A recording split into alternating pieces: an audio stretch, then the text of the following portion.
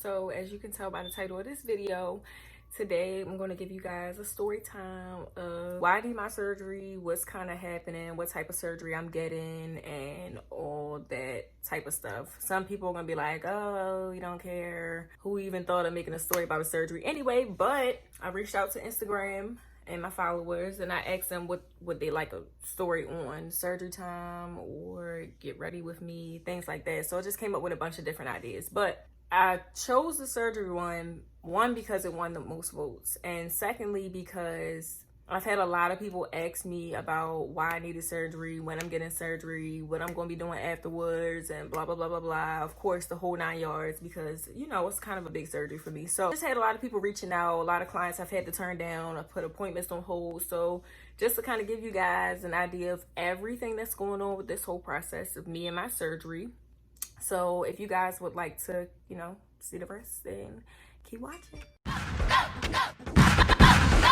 Who's next? Who's next? Lilo. Who's next? Who's next? Who's next? All right, so let's get to where it all started. Because we're going to get to that part, but we're going to try to sum up like a 3-year story in less than 10 minutes, hopefully. But so basically last year I went skating and everybody who already knows this situation, this was not a good situation for me. So I went skating and I got tripped skating backwards by this little girl. I damn near almost tore my meniscus. Like, it was that bad. So I basically had a really bad sprain. They told me it was just my MCL. We're like, okay, cool. So I had to wear a knee brace for like some weeks. I was on crutches for some weeks. Easy stuff. Dealt with that. So then January of this year, seen a rat outside of my apartments. Like, it was over there in the grass and I was trying to get in the house from the car. So I called myself trying to like jump off the curb a little bit. And I guess I jumped too hard. I'm not sure, but I messed up my knee again. So let's just say that. Instead of me going to a patient first and stuff like that, going to the hospital, I'm like, why waste all my time when I've already seen a doctor, treated my knee? Let me just schedule an appointment, go back with him. So I'm thinking this is easy peasy. I went through my job, got AFLAG, because I'm like, okay, if anything ever happens again, I'll be covered. Because the first time when it happened, y'all, my boyfriend was pissed. Like, he was so upset with me. And I mean, I get it because I would be upset too. But it also made us realize that we probably should save a little better for situations like that. But yeah, it was kind of hard trying to get like money together and stuff because I was out of work for, I want to say like 2 or 3 weeks. It was a long time. And when you got real bills to pay, that's a long time. Hell, being out of work for 2 days and you're not expecting it is a long time if you're not saving properly. So definitely start saving y'all money, y'all, if y'all not already saving.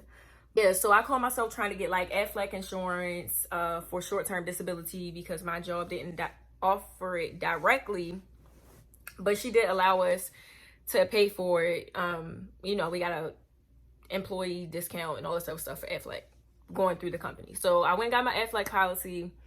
Everything was cool. So then January comes. So when I stepped off the curb, I went back in the house and I didn't feel it like instantly. I seen when I got back like to the house, and we live on the 3rd floor. So when I actually got in the apartment, going up all those steps, I just happened to change my clothes and everything. I put on some shorts and I noticed that my knee was swollen. Like, it was the size of a softball and it looked the same how it did when I first sprained it. So I'll actually drop a picture in there for you guys so y'all can see that. Because my knee was huge. And so my knee swelled back up again. So instead of me going to patient first and all this other stuff, I just called my doctor again. So I called my doctor, I set up an appointment. Like I said, this happened in January.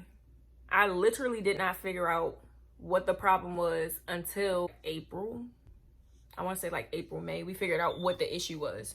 So, I was going for my knee. They had to give me a cortisone shot. For those who don't know what cortisone shots are, they're injections that they put into the muscle to help with pain. And so he's like making me get x-rays done. I had to get another MRI done. They gave me cortisone shots in the knee.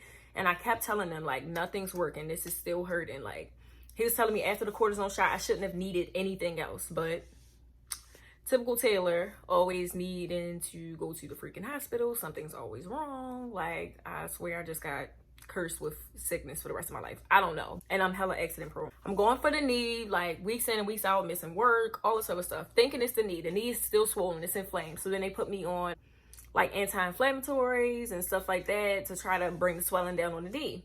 So during this whole process, I kind of mentioned to them that I would get like an alternating pain between my hip, my lower back, my knee, and my foot. A lot of times it would be like a shooting pain. Sometimes they would alternate. I would get like a pain from the hip to the knee. And then those of you who don't know me, I'm a dental assistant and I'm also a hairstylist. So I'm constantly on my feet. Like, it would be times I would work a full-time job and then I'm on my feet till 10, 11, 12, sometimes 1 o'clock in the morning the next day. Constantly on my feet, never usually in the right proper shoes anyway, not working on a mat, stuff like that. And then this year I started up cosmetology school again. I was literally working full-time job, working 5 or 6 days a week, and then I was going to cosmetology school Monday through Thursday, and that was 5 to 10. So I was just always on my feet, so nothing really was working. So I was trying to get like an excuse from work and all this other stuff. He's like, well, until we find a diagnosis, I can't give you a leave from work. So that was hell. Okay, so that was something I already was just like, well, damn, they can't figure out what's wrong. And then the other shocker too was that with Aflac, I found out because I had already had an injury, they don't cover the same injuries within a certain amount of time. Thank God it wasn't my knee, because if it was my knee, I probably wouldn't have been able to do anything about it anyway. My knee specialist referred me to a back doctor, and when I got to the back doctor, he was actually the one that found out that it was my hip all this time. It's like pushing on me and moving my leg around and all this other stuff. And he's like, do you feel this here? Do you feel this there? Once again, more freaking x-rays. I'm not scared about x-rays though, y'all, because like I said, I'm a dental assistant. So x-rays don't scare me. When you learn about them, you know about them, they don't scare you. But anyway, I was getting x-rays. He didn't see anything wrong with my back. And he was telling me that it, wouldn't be a back problem because it usually persists on both sides. He's like, you're only feeling everything on one side. So I doubt it's the back. It might be the hip. So like the way he was moving my leg, he could tell that it was the hip area and not necessarily my back. He sends me to get what's called an arthrogram done. I might not be saying it right. I'm not sure. But basically it's like an MRI. But if you ever seen like movies or TV shows, sometimes basically you go and get this x-ray done and they have to inject the dye into the area to kind of distinguish any tears in joints and muscles and stuff like that. That's basically what I had to do. So I had my mom take me and drop me off and everything. And that, which is kind of why I'm already freaking out about the surgery. I know I'm going to be sleeping and everything, but that arthrogram is nothing to play with. They basically, so they call themselves numbing the area first. No, they stick this like metal rod that's probably this long, because it literally goes from the outside of your body into where the joint is. So like if the joint is here and the top of your, I guess, hip, thigh waist or wherever they stick it, it's kind of weird in the area where they put it, but it's so that they can directly access the joint. So I was just like laying there and I kind of go in and out of like the CT thing. It was just a lot. After that visit, that's when we found out that I had what's called a labral tear. The doctor's telling me like, well, geez, what do you do? Like, what are you doing? You have a labral tear? He's like, usually that's in, sports players or traumatic incidents. He's like, have you done anything traumatic? And I'm thinking to myself, well, shit, I'm accident prone. So, I mean, anything could have happened. It's been 23 years I've been living. I've been falling, broken, tripped, a bunch of stuff up until this day. I just couldn't think of anything. And then it clicked.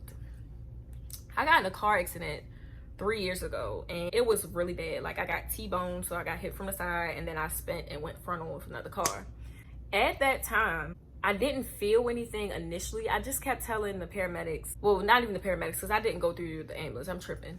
We didn't do paramedics. When I went to the hospital and I was talking to the nurses and the staff, I was just letting her know, like, while I was trying to brake, it was a pain that shot from my big toe to my lower back. And I think I went like unconscious a little bit. So I got like a CT scan, he did x-rays. Everything checked out at the time, but I didn't feel any pain in my hip, which is why they didn't look at my hip. An incident that happened 3 years ago basically got worse over time between me doing hair, falling in between, being a dental assistant. I've been assistant for almost 6 years now. So, I've been on my feet and overworking that muscle for a long time without even knowing that something was wrong. So I get back to the doctor, the back specialist. He just basically lets me know, he's like, so you have a labral tear. So I'm like, well, geez. So he's like, yeah, basically the only thing to do to fix this is surgery, but you know, it's your option and what you have to do in life right now, blah, blah, blah, blah, blah. They try to like make me do physical therapy and a bunch of anti-inflammatories, but I was just like, I'm not on the whole taking a bunch of medicine. Like, we're not doing it. If surgery ultimately what's going to fix this problem, then let's do surgery. So needless to say, he sends me to the hip specialist. I go to a facility where there's a bunch of different bone specialists, like a orthopedic surgeon. I'm losing my word. You know, everybody's there. They have something for everybody: hand, foot, arm, knee, finger, whatever it is that you need. They have a bunch of doctors at this facility. So fortunate enough for me, I was able to just go in between different like providers within the practice. So I didn't have to like travel to different locations or anything like that. Bring back the arthrogram. They're looking at everything. He sends me to the hip specialist. So I give him what they found. And basically, yeah, he was just like, fill out the paperwork. And because we're in this whole pandemic thing, I couldn't like schedule right away. So I just like fill out my paperwork, and I was waiting for somebody to call me. That was like March or April. So I haven't heard anything. I knew I had to get surgery. I was kind of going through some things with my job, considering everything going on, might be getting surgery. I didn't know when they were scheduling. So I was just like, okay, doesn't matter. So I planned on going back to work. That didn't happen, but that's another story. We're not gonna talk about that right now. Yeah, so I just ended up being out. So school was online, so everything, this was just like the perfect time for me to get this done, because before school closed, before I was out of work and they told me that I needed surgery, I was thinking about like, dang, I'm gonna have to drop from cosmetology school again. So I don't even really know like my actual circumstances after surgery. I literally won't know until I wake up. And it's honestly because with this type of surgery that I need to get done, it's called an arthroscopic surgery. So basically they go in and they insert a camera into this little hole, and that's how they work. So they're not just gonna like cut me open and do everything. It's through, you know, one little area they gotta cut open. At the time, you know, he's telling me like, you're gonna be on crutches for a couple weeks. Of course, if I can't do hair on crutches, I can't go to school on crutches. It's my right leg, so I'm not gonna be able to drive, not gonna be able to get back and forth. I'm most likely going to be out of work. So work would have been taken care of as far as Aflac, but I was really concerned about school. So everything just kind of worked out because I was able to stay home, still do school. They sent out emails like early June, letting everybody know that they could call and reschedule their appointments and stuff like that. So I just happened to reach out, and their first appointment available was June 17th. So I took it because I seen that everything was opening back up, and I didn't want to jeopardize not being able to get an appointment or complicating my situation as far as like trying to have to work and school and things like that while I had just gotten surgery. So everything just kind of worked out to where I could get my surgery like while all this is happening. The only downside, so let's really get into the specs of this surgery, because that's where the drama comes in, like seriously. All right, y'all, so literally mid recording, my teacher just called me. And I was just talking about how, you know, I'm glad we got online school and all this other stuff. And she just called me and said, we gotta go back to school on the 22nd. It'll literally only be 5 days since I've had my surgery. But she said we're not seeing no clients, and we might not be seeing no clients for a little while. So that works in my favor. I don't have to be on my feet. But now I'm gonna have to harass somebody to take me back and forth, because I can't drive. Like, this whole process sucks. Back to the unfortunate things about this whole surgery thing to begin with. So I am glad that I actually got to figure out what the problem was. You know, the fact that we're finally dealing with it, it'll finally be over with soon, and I could just live my life outside of possibly having another accident, which is probably gonna happen because, like I said, I'm accident prone. Not an actual car accident, but a person accident. Like, I'm literally gonna trip probably once I finish recording this video. Who knows? But anyway, some unfortunate circumstances about this is that, number one, I had to get that awful coronavirus test done. It was just like terrible. Like, the lady, she had to like stick it in there, and where they have to put this Q-tip is where like the nose and throat connects, but I literally could feel it like in my eyeball. It was so freaking uncomfortable. And then she had me like hold my head back, and I drove. So you go through like this drive-by thing. It was at Pinnacle Racetrack, if you guys are from Baltimore. They had like the military set it up, and I had to ride through, give them my information, my driver's license. It was just like so top secret to get these damn tests done. And then I went in, I let her know everything.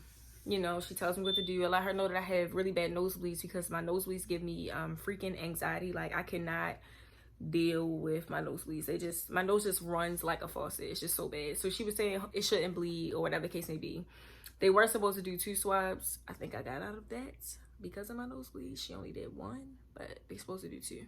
I seen 2 Q-tips too, so I thought she was about to get me, but she only did 1 thing. She had me tilt my head up like this, and they take the Q-tip and they literally just twirl it for 10 seconds. But it's the longest 10 seconds of your life. Like, I was sitting there counting with her. I think I was done 10 before she was done 10. But yeah, you just feel it like up here. It's a weird feeling. And it's not really painful per se. It's just seriously uncomfortable. Some of them videos that you seen where people's like screaming, I guess it just depends on your uncomfortableness level, if that's a word, or pain level, because I can't say it's really pain, but yeah, it was just extremely uncomfortable and it made my eyes water and I like coughed and choked. I had to pull over to the side, get a water bottle. My mom's on the phone trying to calm me down. It was just a hot mess. But yeah, so the coronavirus was number 1. Secondly, I almost had to go get it done again because they messed up my paperwork. How convenient is that? But they fixed everything, thank God. So I didn't have to worry about getting it done over. I probably wouldn't have done it over, but who knows? Number 2 is the main question that everybody keep asking me, like, how long are you going to be out? What are your restrictions? And when you're going to take appointments and blah, blah, blah, blah, blah. Well, problem is I don't know anything until I wake up, unfortunately. The doctor told me that it could be 2 possible things wrong, but they don't know until they actually go inside and look with the camera to see what's going on. Once they get inside, they'll see if it's just like tissue that needs to be cleaned up or if it's actually something that needs to be replaced. That ultimately is going to determine how long I am going to have to be out. I'll be in school, apparently. Unfortunately, I was not ready to go back to school. I was just enjoying being out. Like, it just felt so good to be out. Oh well, something I had to deal with. Not really worried about working right now. If I have to go back to dental for whatever reason, it'll be just to like temp or do part-time because I need to start taking my hair stuff seriously. Like, Cosmo is what I want to do, and I'm finally here to make sure this shit done, period. But yeah, the third unfortunate thing about this is that I have to do this by myself. So everybody keep asking me like, are you scared and blah blah blah blah blah. I'm terrified.